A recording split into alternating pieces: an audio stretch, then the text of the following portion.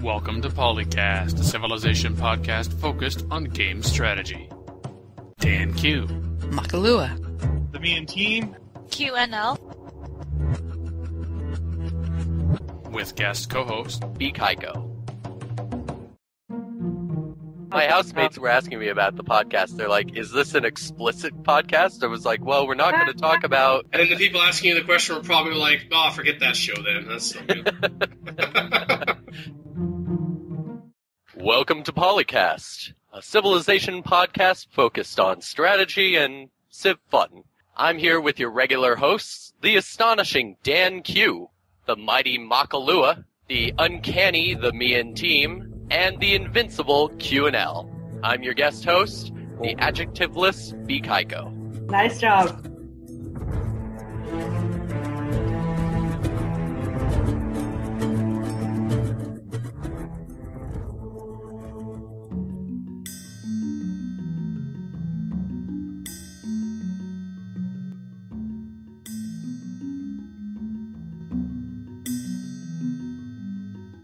A continuation of what we talked last episode, which was PAX East 2012, which was just underway when we recorded the last episode, and there was a demonstration of Civilization V that was behind closed doors, unless you happened to catch the stream from 2K on Twitch TV, which is now archived.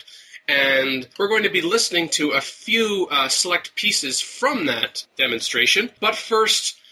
We are about to roll into our first viewing of Civilization V Gods and Kings. We have a demo for you. It's right now behind closed doors, and we have a direct feed into it, and we're going to have a guy from Firaxis talking you through it, and you will get to see everything that the guys at PAX East have seen.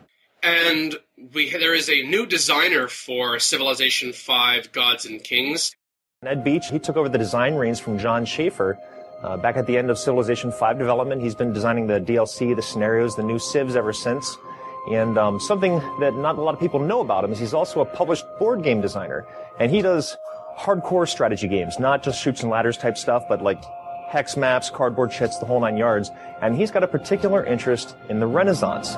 So for him, designing something like this in Gods and Kings was like designing candy.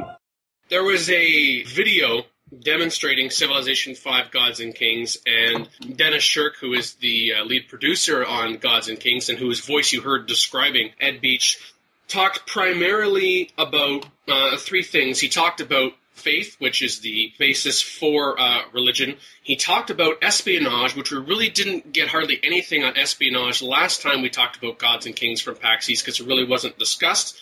And then also the connections between religion, city-states, and combat, all within the context of diplomacy. Let's hear a little bit about the faith system. Faith is the currency that drives religion. And you can see that it's a yield at the top, just like anything else, culture, gold, science. And we're earning faith right now from the shrine that we've got in our city of Carthage, just 1 point per turn. Now, it's early in the game. Let's go ahead and have our scout explore a little bit more northward, see what's out there.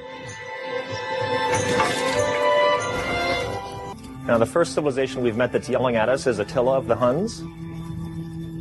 Second is Maria Theresa of Austria, two civs that you would not see at the same tea party. I'm not sure we would see most any civs at a real quote-unquote tea party. I feel like Attila is a beer man myself. Maybe he spiked the tea. Now, I mentioned the shrine giving +1 faith a turn, so it sounds like it's our cultural equivalent to the monument, which gives you +1 culture a turn, so... And it spews out little doves at you. Yeah, from the screenshots, the visual representation of faith is doves, and of course, it makes me want to insert a George Michael song here and a Prince song here, but I'm not going to do that. I'll just let your mind do that instead. The interesting thing, quote-unquote, the interesting thing about the demo is we don't actually get to see every single turn. Of course, Dennis wants to talk about specific points, so he then advances about 80 turns in to talk a little bit more about this expansion to Civ 5. So this is going to be around 80-odd turns later. We'll have expanded to another city. We'll have, of course, been improving our territory. We've built temples and a digital shrine. We've even built Stonehenge, which is another faith-producing wonder. So we're actually racking up a lot of faith right now. Now, we've got Austria that kind of invaded from the north. We thought it would be Attila, but apparently it's Austria, which gives us an excuse to show off a few of our new units. We've got the composite bowman, which is part of our new archer line. Previously, for all of you that are familiar with Civ 5 that are watching this, the archer line kind of ended at crossbowmen and merged up into the musketmen, rifleman line. And what we wanted to do is really flesh that out. So now we've got a full line in there. It goes, to Gatling guns, to machine guns. So we really wanted that to be a lot more interesting of a unit to use throughout the game. We've also got the Carthaginian African forest elephants, of course, because that's awesome in the early game. So let's go ahead and defend our borders. So there was some new information in there, some obvious and maybe not some so obvious. First off was a change to an early game wonder. Dennis mentioned Stonehenge, and that it is now giving faith, which of course right now it's giving us cultures, so we don't know if it's exactly the same amount of culture, but there is an existing wonder in the game that has been modified based on the reintroduction of religion to the Civ series, and in this case, of course, Civilization 5. And we don't know if there's going to be a replacement wonder that will give you that early culture boost like Stonehenge did. Correct. That's very true, but I was most excited about what he had to say with regards to the archery line, that now, between archer and crossbowman, there's the composite bowman, which, based on what you see in the video, and of course this is an audio-only podcast, so again, if you want to check out the video, you'll have to check that out over at Twitch TV/2K. It was very interesting to see the composite bowman, and let me see here, where is that? A 7-strength unit with a range strength of 11 and the standard 2 movement, which is a notable upgrade of the archer, which their stats I don't have in front of me, but obviously it's going to come before crossbowman, so it almost sounds like that quote-unquote narrow window where archery was important, and then it was, okay, if I want a little bit more firepower in, I don't know, we don't know about eras exactly, is it kind of like the mid to late classical period, rather than having to rely on siege, say from catapults, it sounds like that the composite bowman is going to give us a similar advantage, and of course we won't have to wait for it to set up. It'll be able to attack on the turn more likely that you want it to attack on. Are they pushing the crossbow later? There hasn't been any mention that there's been any change to when the crossbowman becomes available. So, no, not that we're aware of, but that information just may not have been disclosed yet. I'm really excited about the new archer line. I mean, I think it was a necessary change. A lot of people were complaining about specifically how crossbowmen would upgrade into riflemen, which made no sense, and their promotions didn't mean anything then. So this is a very welcome change, I think, universally. Yeah, I would agree with that. Yeah, I like the ability to upgrade. The only thing that I'm quite questioning is when you have archer composite crossbow like that, where is the composite bow really fitting? Because archer crossbow was not that far in the tech tree. I mean, you could bridge that gap in under. Well, it seems like they extended the classical era from how they've been discussing things. Granted, but I'm just wondering what, like, I don't know. I'm wondering to the extent how many turns are you going to actually be able to use composite bowmen as compared to crossbowmen? And then where's the next jump? Like, are these jumps reasonably spaced throughout the game, or maybe you do want to push up both composite and crossbowmen so it's a bit more evenly spaced? But they might be doing that for all I know, so it'll be interesting to see how they go about it. And it'll be interesting to see the flexibility, too, of course, because depending upon what path you decide to go down, you may decide that you want to push towards whatever technology is going to get you from archers to composite bowmen, and then to get you from composite bowmen to crossbowmen.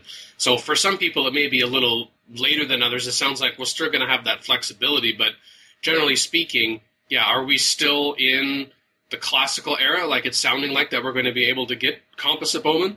I guess we'll have to wait and see, either for more information to come out or for the expansion to actually arrive. Dennis Shirk, the lead producer on Civilization 5 Gods and Kings, tells us how we go about founding a religion and then the effect of that religion spreading from city to city.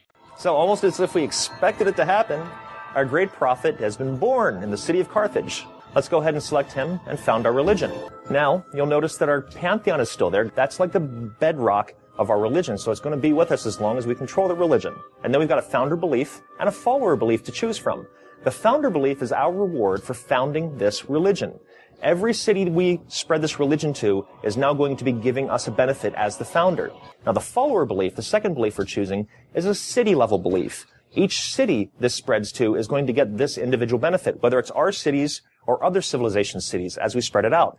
And you can see now on Carthage, we've got the new icon for citizen, and that's going to basically exert religious pressure out to 10 hexes. Any cities within that 10 hexes is going to slowly convert citizens one at a time. It does take time, though. So what you can do is you can spend faith on missionaries, send them out to convert stuff faster. If you've got other religions encroaching, you can build inquisitors and stomp out the other religions. No one expects the Spanish Inquisition? By the way, that was a nice Danway earlier, Dan. What's this about the Danway? It was a nice Danway. It's Danway or the highway. Yeah. So, I am really excited to build a Japanese religion. It will be the anime tentacle monsterism. And take that. I don't Captain even McGrady. know how you worship or sacrifice, and I don't want to know. Oh boy, yeah. No, you don't. So one of the interesting things they pointed out recently is that the Great Prophet doesn't just pop up when you reach a certain faith level. You have a percentage of a chance to pop a Great Prophet once you hit a certain amount of faith. And the more faith you have, the bigger your percentage. But you could be sitting at, a bucket load of doves and not spawn a Great Prophet. That's interesting. That could be very irritating to somebody like the Byzantines, who really need to found a religion. They could really just have some bad luck and not be able to spawn a Great Prophet, it seems like. I think it depends on the chance, though. You can get functionally almost guaranteed across like 10 turns, maybe, and then that wouldn't be as bad. I thought it was interesting that you don't absolutely know that when you get to X level of faith, you don't know for certain that you're going to get a prophet. That's different than how a lot of the other great people work. There is going to be a holy city, and if you lose that city, you will no longer be in control of that religion. The other player who takes control of the holy city will also not be in control of the religion because it's your religion, but you won't have access to that founder belief of that religion if you are not in control of that holy city. The fact that you can buy great persons with faith, because if you have certain social policies, for example, order, you can purchase great engineers, which, I can. Oh, let me build Stonehenge and get even more faith. Yeah, and depending on Even Stalinism engineer. I don't know. It seems like really versatile what faith can do. Depending on what you have, you can. So by that point, you're not going to unlock something like order until past the Renaissance, where things are going to get faith-based things are going to get much more expensive. So it's probably not going to be able to buy great engineers or great artists in freedom or great generals in authoritarianism very easily, even if you are spawning a lot of faith, I think. Benefits from those guys are reduced late game. I'm not sure. I'm just very interested to see how the faith thing will end up playing out in Gods and Kings, because it's there's so much diversity in what your religion can be. There's so many different properties, like church property, +2 gold, and those are the founder beliefs. So there's 8 different founder beliefs that you can have, and then you can add different follower sides beliefs to it. Yeah, basically, follower beliefs to it, and I'm not sure, how well the diversity will work out. It could be that, there's so many options that nobody really ends up having a set strategy, you couldn't really write a strategy guide for it. But it could also be that, there are a few traits that are clearly the right thing to do if you're trying to win X sort of victory. So yeah, we'll have to see about that. Well, it also depends on what your opponents are doing too, because if they get to a certain belief that you wanted before you do, well, you're SOL. You gotta go with something else. I think you're right. The diversity of the religion mechanic really excites me. I didn't think when I heard, religion and espionage were being introduced in Gods and Kings that religion would be what I'm most interested in. But it really is. I can't wait to found my anime tentacle monster religion. Somebody was complaining that some of the Pantheon beliefs are focused on you get extra faith or culture from tundra or desert, and they're like, that's useless. Well, no, if you're a civ that starts like Arabia, if you start near a bunch of desert, that could actually make utterly worthless tiles worth working, perhaps. That means all those crappy cities up in the ice and tundra would be worth something if you took the tundra thing. Yeah, that's true. Question for you folks. I don't know if anybody has the answer to this. If everybody gets a pantheon, right? It's only the religions that are limited to half the number of players. So do you keep your pantheon throughout the game even if you didn't found a religion? Yeah, it sounds like it, because you can get a pantheon belief, but then never actually get to the point of having enough faith accumulated, at least in time, in order to be able to get a religion. So you could just be, quote-unquote, stuck with a pantheon belief, and that's it. Right. I wonder if that goes away at some point, like when all the religions are founded, the pantheons are just wiped from the face of the earth. I don't think so, because the pantheon is, hopefully, the ideal is that it's going to be the foundation of your religion. And of course, like we were saying, as soon as someone takes that pantheon, then no one else can take that one in that particular game. So I think it's just a matter of, just like religion itself, the pantheon belief, the value of it and the influence of it is going to slowly, not necessarily decrease in absolute terms, but in relative terms over time, because we know that once we hit the Renaissance, then espionage kicks in, and espionage kicks in for everybody in the game as soon as someone enters the Renaissance. And at some point, it's probably going to be to your benefit to join somebody else's religion if you haven't been able to found one, because you're at least still getting those benefits of the follower beliefs. So if somebody's developed their religion in a way that will actually benefit you, even though you're probably going to be paying them in the founder belief, like you might be tithing to them, the benefits of the follower belief may be just worth it to you. Absolutely. Speaking of religious influence... Now, this is the part of the game when religion is most valuable, because it's kind of helping you form your strategies. Our other civilizations across the world, in terms of diplomatic interactions, all care what religion you have. If you've got battling religions, they've got a religion that's different from yours, you're not necessarily going to get along. If you share the religion, that might be good. But Ed didn't design it to be that way, and that's strung throughout the entire game. Eventually, once you cross over to industrial, things are going to start fading away with religion. How powerful they are, how much the other civilizations care about it. Eventually, in the later game, they're not going to necessarily care what religion you've got anymore. I like that. That's much better. As compared to, say, what happens in Civilization 4 often. Where it becomes this intense religious block and everybody hates you. Forever. Religious group hug. Yeah, I invented giant death robots. Here's your religious hug. Yeah, it's a big improvement. I have nothing to add except for that. I'm impressed by that change. A sign that Firaxis and 2K are listening to what the Civ community had to say about what they liked and, of course, what they didn't like, which includes us, when it comes to how religion is implemented in Civ.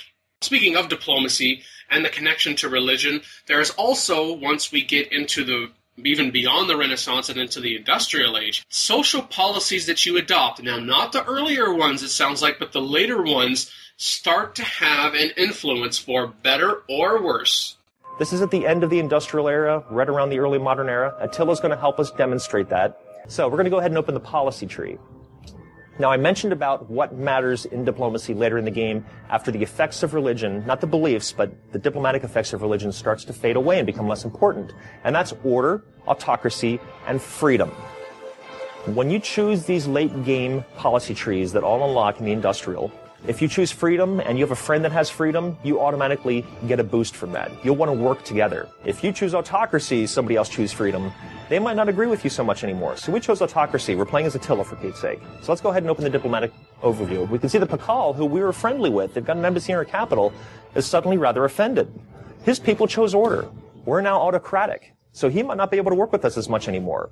Well, I listened to what Dennis is having to say, and I think for myself or any player, it's going to come down to the benefit that you are going to be able to take in adopting a social policy for your empire directly. You have to counter that with the potential of hurting your relationship overall with another civilization. I mean, at that point, you have some idea of what your general relationship is with most AI. You've probably met most, if not all of them, depending upon the map type and the size and whatnot. But then it also becomes that if you get to that policy first, it could be later on then that the AI gets to that particular industrial age technology and they choose to adopt that policy, and then you find out later on that they've chosen something other than what you've chosen, and now that's a negative diplomatic modifier. So you may not necessarily know that that's going to happen to you, But I think, and we'll have to see how negative do they really weigh that, because we know in Civilization 4 we can see plus and then a particular value or negative a particular value of what that's doing diplomatic-wise, but we don't see that in Civilization 5. We don't see +1 or +5 or +3 or something like that. I mean, I think it's a good addition, but I think, again, you're going to have to balance. Do I just choose not to adopt this social policy at all because there's going to be something negative that's happening with the diplomacy with another civilization? Either your diplomacy is well enough established by that point that you either don't care or, okay, it's going to be a negative, but it's not going to have a great overall effect, or it's just something else that someone who already is displeased with you doesn't like, and so what? Well, let's be honest. If you're going with the authoritarianism social policy, you don't care what anybody else is thinking because you're taking them over. You're not trying to be friendly. Sometimes you need temporary friends under such a model, though. Yes, either the exception to the rule or it's something that you recognize that you're not going to be able to get, so you want to be able to work past that window where that's going to be an influence, or you realize that there's a narrow window that you could capitalize on that, so then you go for it. But I think generally speaking, although it adds flavor and it's important to note, I don't necessarily think it's going to be that substantial, that earth-shattering, except for perhaps those relationships that are right on the edge. And depending upon what you're going for, in terms of victory condition, and where they are on the map, that could either be a good or a bad thing. Where your friend Elizabeth suddenly denounces you because she decided to go the order route and you were already going freedom. One of the things I think I'm really interested in is how they've changed the research agreement, and so that you can only do research agreements with friends. I think that's a really interesting way to reduce the amount of research agreements that happen in a game. I like that change a lot. It makes diplomacy actually worth it for even civs that are trying to take over the world. Hey, I probably do need a friend or two so I can keep up with technology. It's really good. You need your little buddies to do your research. Yeah. And then, of course, you actually have to be able to see the research agreement through. Right. On top of it. It will not only prevent high-level players from ridiculously taking advantage of the AI, but it will also prevent, I don't know if you guys have had this happen in your games, but I've had games where, like, China will just rack up a ton of gold and they're on a different continent, so I can't deal with them right this second. But they know all the other civs and enter into, 12 research agreements. And nobody would do that in a human game. Like, nobody would allow somebody to have 12 research agreements. And these, China's a prickly civ, so there's no way Wu Zetian is friends with all these people. So it's just, but the AI currently will just happily enter into a research agreement with almost anybody. Two things. First off, it sounds like, of course, that you're not playing with random personalities, which is a variant that I like very much. But I also like the thought that the AI is spending its gold. Yeah. It's nice to see. Hey, Alec, why do you have 12,000 gold and you're letting me take over your entire civilization? Maybe you want to spend some of that. You don't want to upgrade your units, do you? No. No, why would you want to do that? Spearmen can still be tanks. It's all right. Just use your spearmen. My tank will be... I'm sure my tank will be fine. Oh, no! Oh, no, a mountain of gold. However will we get through? Quick, somebody find Spain. We talked a little bit about city-states in the last episode in relation to Gods and Kings, specifically with regards to the new types. Well, Dennis had a few more things to say. Everybody's already familiar with city-states, especially if you've played Civilization 5 before. A lot of the basic mechanics of city-states still work relatively the same, but what we wanted to do is make them a much more dynamic part of the game experience. So we had a diplomatic victory before. Our fans took to calling it the economic victory for a very valid reason. Basically what the player could do is rack up a large amount of gold, and at the last turn of the game, they could spend all the gold, become everybody's ally, win a diplomatic victory. And we wanted to squash that. So we've greatly reduced the effects of gold on influence, and instead we put in a very dynamic quest system that takes place all throughout the game. And they'll interact with you more as well. Budapest is a global competition. They're shouting out to the world, impress us with whoever has the most culture over the next 21 turns. Whoever does that is going to become their ally. So there's a lot of these quests that are very powerful, scattered all throughout the game. We hope this will make the diplomatic victory much more dynamic and interesting. I am so in favor of this change. I really enjoy that they've been listening to what's been going on like the Civ Fanatics forum and what people have been talking about. And the city-state mechanic right now isn't very useful. They're just whiny gold mongers. And I'm excited for this new quest mechanic. I think it's really great. I'm not as excited. Like, I mean, I will grant you that the old system, like, was kind of not that great. But I don't know if this is a better alternative because I just don't really like thinking about the randomness of it. Like, I mean, come on. Like, I'm going to spend like 21 turns like pursuing culture when I'm not even pursuing a cultural victory because I don't know. There will be different ways to influence city-states. Like, you can still pay them money. It's just not going to be as effective. And they give you quests right now, but most of the time the quests they roll are take over this other city-state, which is almost never worth it. Or like, there's barbarians around our land, get rid of them, please. Well, I'm nowhere near you, city-state. I'm not going to do that. You're halfway across the map. You're screwed.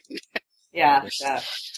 One of the things they've talked about is that you can go and position your militaries so that you cause fear in the city-state and make them, give you a free worker or whatever without actively going to war with them.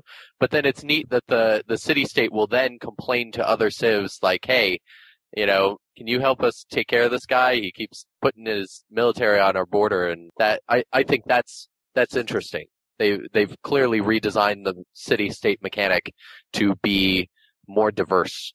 I'm not as particularly negative about the city-states as they are right now. I mean, right now I absolutely love the cultural city-states. If I can find one that's not hostile, I mean, anyone that's hostile is typically not worth it just because of how much your influence degrades. But that early culture that you're getting when it's an absolute value of culture can be very valuable, and so too can the food, although, yes, we know that maritime city-states did get a nerf. They're not quite as impressive as they used to be. But now, it seems like with the quest system, if you are finding yourself in a situation where it's something that you were doing already, like perhaps you were pursuing a cultural victory, you really weren't looking for the favor of city-states in order for you to be able to do that for whatever reason it happens to be, then perhaps from a cultural city-state you get a request for impress us with your culture, or it could even be another city-state type entirely. So either you're already going for that, or because the quest system and it's telling you have so many turns in order to be able to be the leader for this, you can decide, is this a city-state that I want to gain the favor of? Maybe you're already friends with them, or maybe you're allies with them. You're thinking of another way to try to keep them. Gold is a little tight right now, and you think, I like to be able to keep that influence, or I like to be able to boost my influence, so you could draw on something that you're already doing, or you have the capacity to already do. I like city-states the way they are right now, but definitely room for improvement, of course, especially in the quest system like we already described. So, good on it.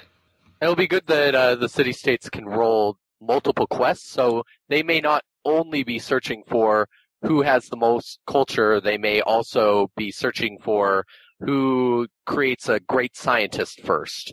And so there may be multiple ways to interact with the city-state to get them on your side, instead of just the one quest.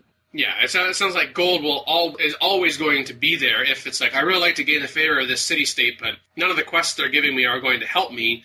Then you have to decide, okay, is it worth my while to start banking gold and then to actually use that gold to spend on it? Or do you want to use that in combination of, at the end of 21 turns, perhaps what you do is, okay, I want to save my gold in addition to doing whatever else it is towards the quest. So on the same turn that the quest is completed, if you are the successful one, then you gain that influence that turn, and then that same turn you could turn around and use the gold to pad it up, say to go from friends to allies, or to increase your allied strength, or to even use it to take away influence from another civ on the map. You can also use your spies to rig a city-state's elections. So there are multiple ways to gain favor from a city-state now, and I think that's only to the benefit of the game. I am so glad you said that, Brandon, because Dennis actually had some things to say on that very point. Balambar. He's actually sitting in the cultural city-state of Florence trying to rig elections. Florence is currently allied with the Maya. We want them for ourselves. So this is another interaction type that we can have with city-states. Every 12 turns like clockwork across the entire world, every city-states are holding their small local elections. So Balambar's in there, greasing the local politicians' hands, kind of spreading some money around, generally raising our influence up just a little bit and reducing everybody else's if he's successful. Now, if there's another spy in there, or a high-ranking spy, he'll be foiled on that. But generally, it's just a slow water drip of influence for us. Now, there's a more messy thing that you can do, a little more drastic, and that's the coup option.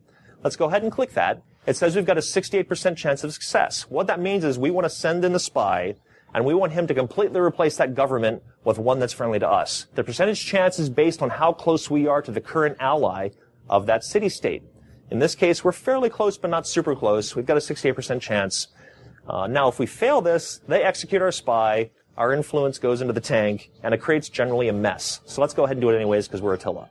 And it's successful. You can see the notifications on the side that they're no longer allied with the Maya. They're now allied with us. We now have access to their luxuries and everything else that comes along with being an ally. So that's really cool. Another means to backstab. I approve. I love how he says, I'm just going to do it anyway, even though my guy could die, because I'm Attila. And I guess in that particular circumstance, even though it was only 68%, he decided that it was worth the risk. And of course, he succeeds. But if we try to do it when we actually play the game after it comes out, it's not going to work. At 68%, I'm not sure I would take that chance. No, it'll probably be like 90%, and you still don't get it. Yeah. Gee, this sounds stupidly familiar, doesn't it? You can't quite put my finger on where we've encountered this issue in the past. But yeah, somehow Every it does sound weekend with the RNG. It's interesting what we've learned about the spies so far, that one, they can die if they fail at their tasks, but as they accomplish their tasks, they get promotions, just like units do, and higher promoted spies can accomplish tasks, major tasks like, causing a coup more effectively. So you probably want, when you get a spy in the Renaissance, you probably want to start with small spying tasks and then work their way up. I think it's also interesting that spies, one, they could be in cities of your own to counteract the espionage action of other civs. You could put it in another civilization's city, or you could put it in a city-state, and each one of those actions is going to give you some sort of benefit, but then, of course, the trade-off of not choosing one of the other two options. And then, as you said, over time, they're gaining promotions, that increases the likelihood, and then more spies in the future, and then deciding, okay, how do you want to distribute the spies? Do you want to redistribute the spies? Do you want them to be doing something more passive, such as surveillance, which we're going to hear Dennis talk about in a moment, or do you actually want them to take an active action, such as trying to usurp the influence of a city-state from someone else over to you? Spies are great. My spies are going to be ninjas. Whoa, you said a magic word. Still on espionage. A lot of our fans have already played espionage in Civilization 4. Now, just about the only thing that we share in common with that system is that we can steal text. We enjoy stealing text, so that's still there. But otherwise, we completely overhauled this system to be a lot more interactive with diplomacy. We want it to really have an impact. So, spies are no longer running around on the map. They're not individual units. They're all controlled from within this interface. And they're a finite resource. So you can see that we've got 3 spies here. They're not that many. Basically, the entire espionage system unlocks when the first player enters Renaissance. It activates for everybody, and they all get 1 spy.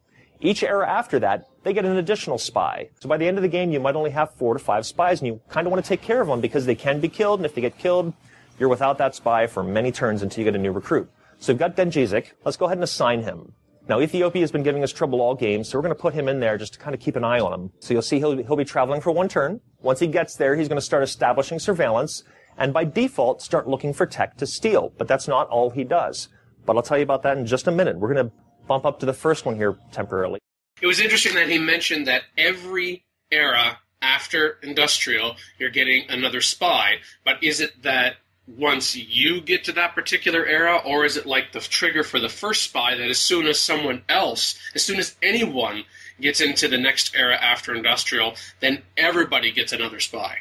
I hope it's the former, that you yourself have to get to that next era in order to get that next spy. I don't know. Spying seems like a bit of a comeback mechanic with the technology stealing. I would almost favor that whenever anybody gets the next era, that everybody gets a new spy, because it gives, who's ever behind, because, the AI has been attacking him all game or whatever, or somebody's been spamming research agreements, that they have a chance to use this comeback mechanic to steal some technology and catch up a little bit. Well, don't call it a comeback. Spies have been here for years, rocking our peers and putting suckers in fear. I mean, I like the fact that, spies are not as throwaway as they were in Civilization 4, where you could just build a new one in, a turn, basically. I think the fact that everyone is going to get a spy in the industrial era, if you are behind, then make good use of that spy. Now, that may not necessarily be stealing a technology, but that would certainly be a prime one. It could be perhaps going into a city-state and, trying to take it so that you rig the election, so now you have control over them, whether it's cultural, whether it's religious, whether it's mercantile, whatever it happens to be. And then an impetus for that then becomes, I need to get myself into the next era, whether that's, okay, because I'm not going on a rampage like this other civilization has been. Yes, they have the advantage, the technological advantage, because they've taken over cities and they were puppets and now they're not, or they're still puppets and it's contributing to their gold so they can have the continuing infrastructure for the gold and the science. But hey, I'm sitting here getting ready to defend myself. I can enter into research agreements more than they can because I've got more friends, because I'm not trying to stomp all over the place. And therefore, through those research agreements, then I get myself in a better position to be able to get more spies, which can then be promoted, and then I can go into more of those cities and maybe even try to have 2 or more spies in cities of the technological leader and actually try to take multiple technologies in a short amount of time because I've got multiple spies doing the same thing. And then finally on espionage from Dennis at PAX East, of course, talking about the Civilization 5 expansion, Gods and Kings. Basically, the intrigue system is plugged directly into the AI of the game, and that's for our spies, that's for the AI spies, that's for everybody. So they can actually sniff out information, and depending how good that spy is, they can get very specific information or very vague information. Now, we can see earlier in the game that Theodora actually warned us that Haile Selassie of Ethiopia launched a sneak attack against our city of Adama. Now, this is huge, and it was great because she came to us, she said, I just wanted to tell you about this, and that was amazing. So now we actually had a little time to prepare, and lo and behold, here comes Haile Selassie rolling across our borders. Now, we've got our own agent, Alec, who's embedded in Constantinople. He's been sniffing out information. He let us know that Theodora is secretly plotting against Pakal, and he also sniffed out that Theodora is building up an army with naval escorts for sneak attack against another civilization, which we can probably guess is Pakal. Now, we can take this information if we want, go to Pakal, tell him about it through diplomacy, and he will love us. We'll be his new best friend for warning him about this. Or we can just sit back and watch the show unfold. Theodora's been good to us. We'll just ignore it and let it happen. So this is really an exciting part for us. You get to kind of peek under the hood. You can choose to be an information broker if you want to and just have your spies out sniffing out information for your own allies, or you can put them in your own cities for defense. You have a lot of options. I just hope with that you share the intrigue with the AI that they are actually able to make use of that intelligence. I mean, you may not actually care whether they do or not. You may just be using it for a positive diplomatic modifier. But if you can take that and then combine the fact that you actually see the AI change their approach, either to kind of go on the defensive against whatever's coming their way based on the intrigue that you shared with them, or perhaps even turn the tables and, have as a good defense a really good offense and try to take that civ by surprise, that would be a truly winning combination. Yeah, I agree. I certainly hope that as well, because if I'm using spies to prevent my buddy who's signed a research agreement with me, who's smaller than his neighbor, and I go to the bother of, warning him so he doesn't get wiped out before I can help him out, I hope he can mount some kind of defense. I think there is a lot of concern, though, about this particular mechanic in espionage, that this kind of puts the AI at a bit of a disadvantage, because the AI can spy on other AIs and warn you or warn other AIs, but the AI has no capability to know exactly what you're thinking and who you're planning on invading next. And depending on how they balance that could work out poorly. One AI may be able to extrapolate what it is that you are likely doing. Like, I mean, some kind of very basic things. In other words, not so much what you're thinking, but what you are doing. Like, if you've suddenly moved a considerable amount of troops towards a border of another civilization, and another AI happens to have a spy in one of your cities that has that visibility, for example, then perhaps they could share that intelligence. But you're right in the sense that they're not going to be able to get inside our heads. Yeah. Hopefully not, anyway. That's a bit scary, actually. It'd be interesting to hear the developers talk about how they address that or balance that. Hopefully that's one of the outstanding questions from like the Civ Fanatics forum or the pool of questions that 2K Greg has been gathering, that maybe they'll address that somehow. There is a bit of humor in the conversation if you're thinking, well, I could just read the information that's come about from the video, opposed to having to sit and listen to it. And certainly if you're just looking for the information itself, at this point, since it's been out for a while and people have gone through the video and recorded that on Civ Fanatics and a number of other forums, yes, but you are going to miss out on some of the humor. This is my favorite, and we can kind of relate it here on Polycast too, given the subject matter. Actually, both subjects being talked about. And they've pretty much negated, by math, all of our technological advantage. But I'm playing as Attila. I care not for math. We'll attack anyways. I don't need your stinking math. I got swords. Lots of swords. And then finally, naval warfare is discussed. I mentioned earlier about, Haile Selassie's invasion of us. We started out the game with a particular victory type in mind, but as any Civilization player knows, once you feel slighted or wronged, you throw a temper tantrum and conquer your way across a continent trying to get rid of this one player that wronged you. We've done the same thing. So we've got Haile Selassie of Ethiopia compressed up into the corner of this continent to her last two cities. Our Navy's been really effective at helping us because it's such a thin strip of land, they had broad reach into the center of this continent. So this brings us to another change that we've made on the naval side. We've completely rewritten the AI for Navy because we've really changed up the way that it works. Everything was ranged before. So if you plop down a city right on the edge of your continent, right on the seaside, you could sit back in your lawn chair, wave to the enemy ships as they went by, because if you controlled your continent, you never had to worry about enemy Navy ships unless they were bringing an amphibious force with them. They could harass you, but they couldn't take you. Well, we've changed that. So now we've broken it down into two classes. The battleships, for example, are ranged. Our destroyers at the bottom are actually melee. And this is a class of ship that's with us, melee ships, all the way from Ancient through the end of the game.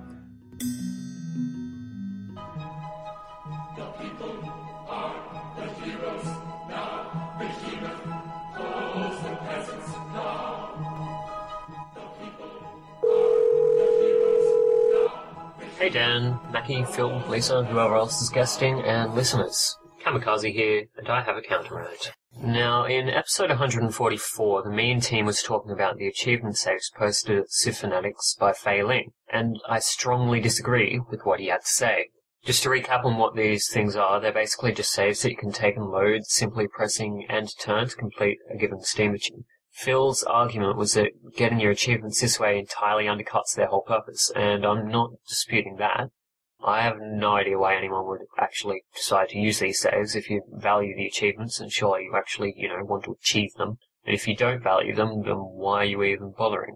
But then supplementary to that argument that Phil made was that for some reason, CFC should feel bad for allowing these, or hosting them. And that is an argument that I don't think makes much sense. One of the central purposes of the fan site would seem to me to be to facilitate people enjoying the game in whatever way they see fit. Again, I don't see why anyone would use these saves, but there are obviously people who, for some reason or another, have decided that they will use them. Apparently to them, their enjoyment of the game is enhanced by ticking the achievement boxes in this manner. So, if CFC was not to allow this for some reason, or was to prevent these few people who are using the saves from enjoying the game as they apparently see fit, it would have to be the case that the existence of these saves is actually diminishing someone else's Civ 5 experience. And the argument that somehow someone else who you will never interact with getting an achievement devalues your experience just doesn't make sense. The only way that could possibly be the case is if people viewed achievement statistics as somehow meaningful, and I really doubt anyone does. And the minuscule number of people that are using these saves anyway won't be making a difference. I mean, what, it's going to mean an extra 0.1% have got a given achievement? That's not going to mean anything to anyone. But it's certainly not going to actually devalue anyone's experience. Another argument might be that there's bragging rights at stake, but this would be like saying there are bragging rights at stake because people might download a deity save that's been posted on the forum, play through Return to Victory, and say they've won on the highest difficulty. It doesn't happen, and it's not going to start happening. No one actually brags about their achievements. This is probably because a lot of people view them as pretty meaningless. They aren't an indicator of skill or of contribution to the community or anything like that. They're simply personal milestones. And the only person you're cheating out of these personal milestones by using the saves is yourself. No one else. So no one else should be concerned. One of the other arguments was that this was equivalent to using mod controllers in shooters. Don't know what that actually means, owing to not being someone who actually plays any games besides Civ, but it sounds like actual cheating within a game to gain some sort of gameplay advantage. Presumably a concern, particularly in multiplayer, because you're up against other people who are essentially playing by a different set of rules. This would be an applicable analogy if Civ 5 achievements actually gave some sort of gameplay advantage, or were part of some competition, but that's not the case. No one is disadvantaged in gameplay by others getting achievements, and no one is disadvantaged in any sort of competition by others getting achievements. The comparison just doesn't fit at all. I don't want to open up another can of worms here, but if you look at the CFC Hall of Fame competition, for instance, you can see that there are certain exploits, like selling luxuries immediately before declaring war on the buyer, are banned. That's because it's competition, where using these exploits actually does impact on others. But unlike in the Hall of Fame, or with mod controllers in shooters, whatever they are, that cannot be said to be the case with achievements. As further argument, you could say that CFC shouldn't be supporting cheating, but just because we allow it doesn't mean we're supporting it. We allow people to post lots of stupid comments, but doesn't mean we're supporting those either. I know we allowed threads showing people how to use World Builder in Civ 4, and I'm pretty sure there would have been threads about the cheat panel in Civ 2, for instance. That doesn't mean we're supporting the use of World Builder and the cheat panel to alter the outcome of games. It simply doesn't make much sense as a fan site not to provide that information. If Civ 5 did have straight-out cheat codes, I think it'd be within our goals to provide that information about those for people who wanted to use them. Doesn't mean we'd be supporting using them, just as the presence of these saves on CFC doesn't mean we want people to use them either. So just to conclude, I think it's fair to say that CFC shouldn't allow cheating saves to the same extent that it's fair to say Polycast shouldn't allow illogical rants from Phil. Firstly, whether it's illogical is simply a matter of opinion, just as whether the saves are negative is a matter of opinion too. Secondly, even if it were objectively illogical or something, that doesn't mean it's Dan's job to edit it out, just as even if the saves are silly for anyone to actually use, it doesn't mean it's CFC's job to delete them. Thirdly, and probably most importantly, Phil's rants are very good listening. Also, I should just add the disclaimer that that's just my opinion, not an official one. The mean teams on CFC's staff as well, his isn't either. But for my part anyway, I'd thank Failing for the effort he's putting in to help other people maximise the enjoyment they're getting out of Civ 5. So, thanks for the time everyone. Also, really glad you liked the April Fool's thread. Credit should particularly go to Vexing for that. That's all I've got, so see you on the forums.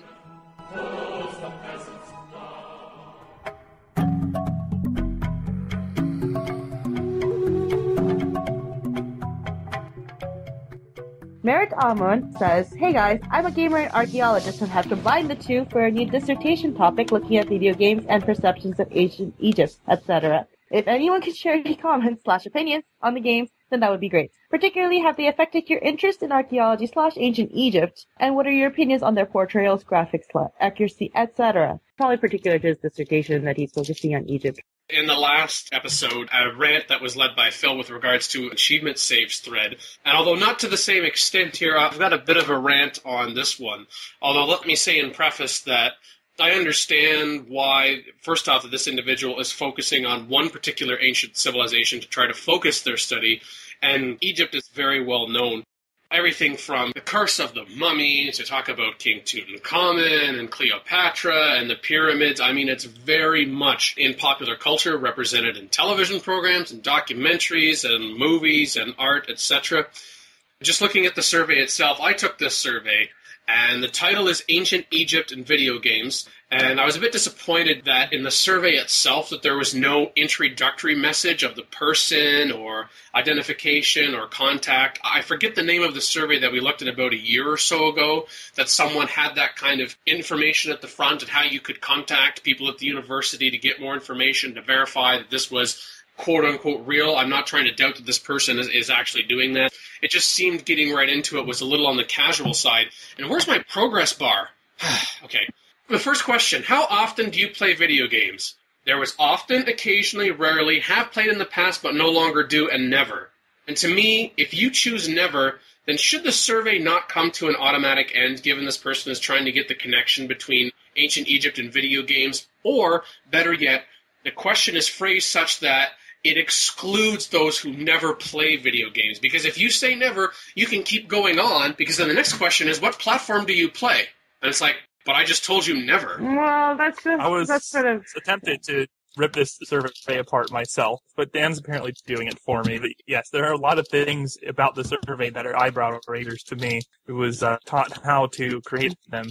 When it also says, what platform do you play? I think it should be platforms, because you can't actually choose more than one, and a lot of people do play on more than one, myself included. Like, I would choose the PC, and then for also portable gaming device, specifically for the example that he gave in the Nintendo DS. I was kind of surprised that a preset option it didn't include Macs, just strictly speaking, because PC, I know personal computers historically, but anyway, I know that's a bit too specific.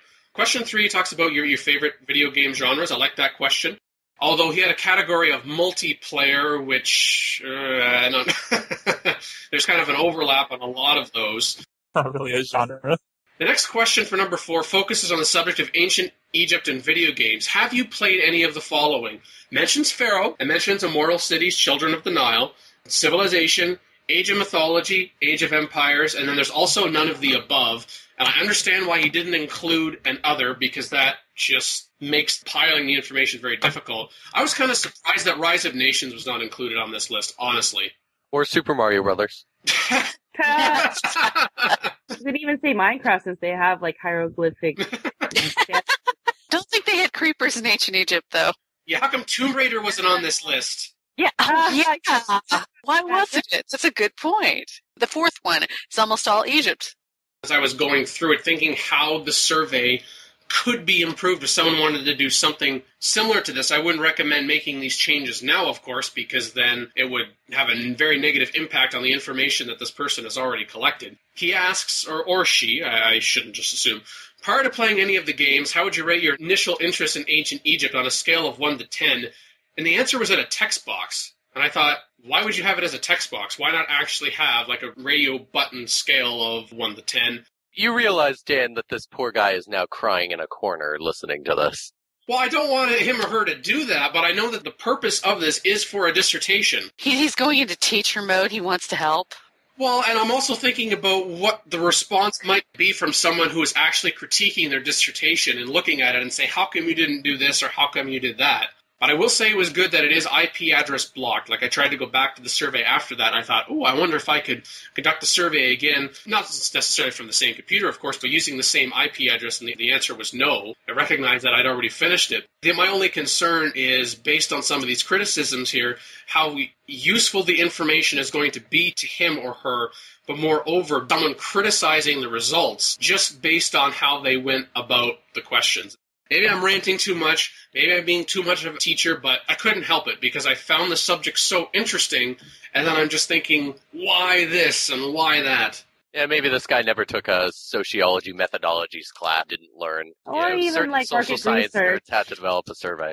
Yes. In a follow-up post from earlier this month, he says, I'm in the last stage of my first draft now. I'll post the results soon. The dissertation is due in May, so watch this space. And he did post this on Civ Fanatics in the Civ 5, Civ 4, and Civ 3 general forums, but he didn't go for Civ 2 or the one that's just for Civilization in general. And we also don't know if he posted this in other gaming community forums as well, like an Age of Mythology forum or an Age of Empires forum, for example. Hopefully he did that so he'd be more likely to catch those people that were interested in ancient Egypt and they happened to play that particular game, and then that's where they found out about the dissertation. But nonetheless, good subject. I mean, you may be thinking, oh yeah, sure, Dan, you say it's a good subject, and you just like ripped it apart. Just concerns in terms of how it was carried out, because I think it's a really interesting topic. I constructively criticize because I care. And not because you're pedantic. No, not at all. No, I'm just kidding. I'm just kidding. I'm not even going to respond to that, Lisa, because I don't care. He's pedantic. Pedantic. That sounds like a Dan pun. Yes, it is. That was a good one, actually. It took me a couple seconds. It's the Dan way or the highway. We established this. Dan way. The Dan Q rant is over. That was a good rant. Fiend.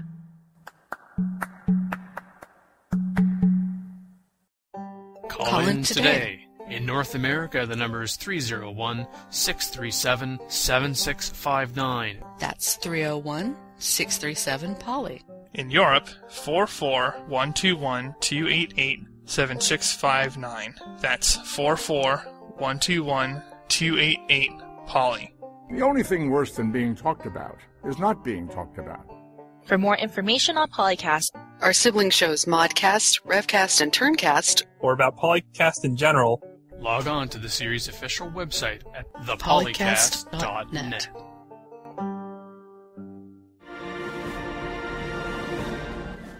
Some people were arguing, oh, the only reason that we're getting this particular leader, like getting Dido for Carthage, for example, is because she's female, and because women aren't going to want to play the game if there aren't more females, so it's all about political correctness as opposed to actual qualifications and history. And I'm just thinking, this is an issue. These people come out every single... I don't care what you're doing. These people are out somehow. Despite the fact that Elizabeth is a great leader in English history, no. It's all about they're just adding her to have a female leader. Well, and even if they are adding a couple of these leaders over other leaders because they are female, I think it is important to show that women, though not well represented in history, that women have accomplished major things, and there have been powerful women leaders. And I don't think that 2K is wrong to want to show that some of these major civilizations have had either women leaders or women who were effectively the leaders or highly influential, and have them represent that civilization. All right, then. Thank you all for joining us for Polycast episode 145. I am the Mean Teen, and today I was joined by Dan Q. Full of flavor. Mako Kalua. I'm going to escape and find caffeine now. QNL. Blah, blah, blah, blah, blah. Blur? And guest co-host Taiko. Fear the Japanese tentacle monster, people. Fear. Don't fear. Really? No. Or don't sign death robots to kill it. The Japanese death robots? Uh-huh. That the G-type?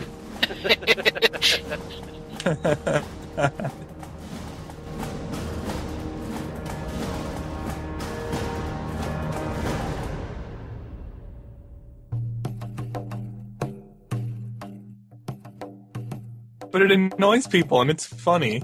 Speaking of annoying people, we have topics. Oh, yeah. Oh, yeah, that's true. Probably get on with the actual show. Apologies to our listeners. It's not all about you, listeners. We have to have fun doing this, too. And the only way we can have fun is if we don't talk about Civ. Is that what you're saying, Becky? Nice Dan way, Dan.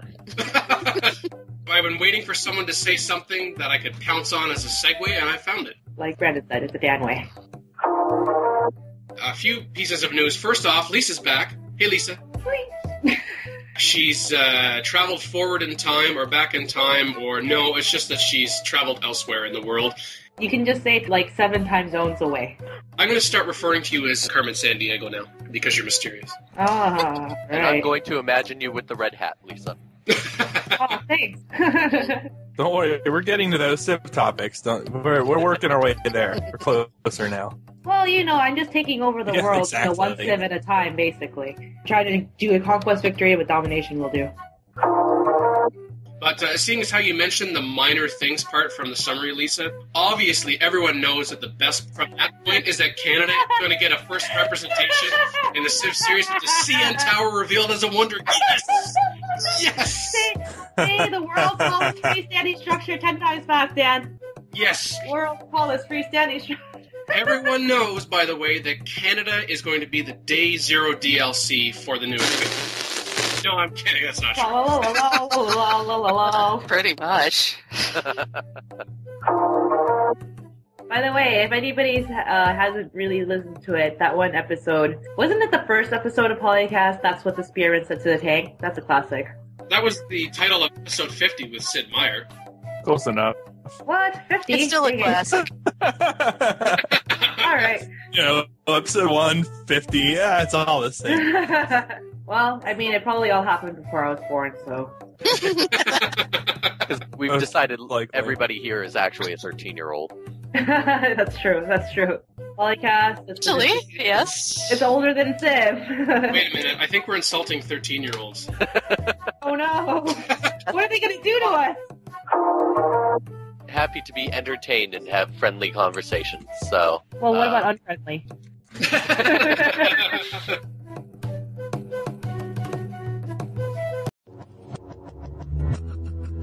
Record date April 21st, 2012. Civilization 4 and 5 sound clips. Copyright Take-Two Interactive. Copyright Civilized Communication at civcom.net.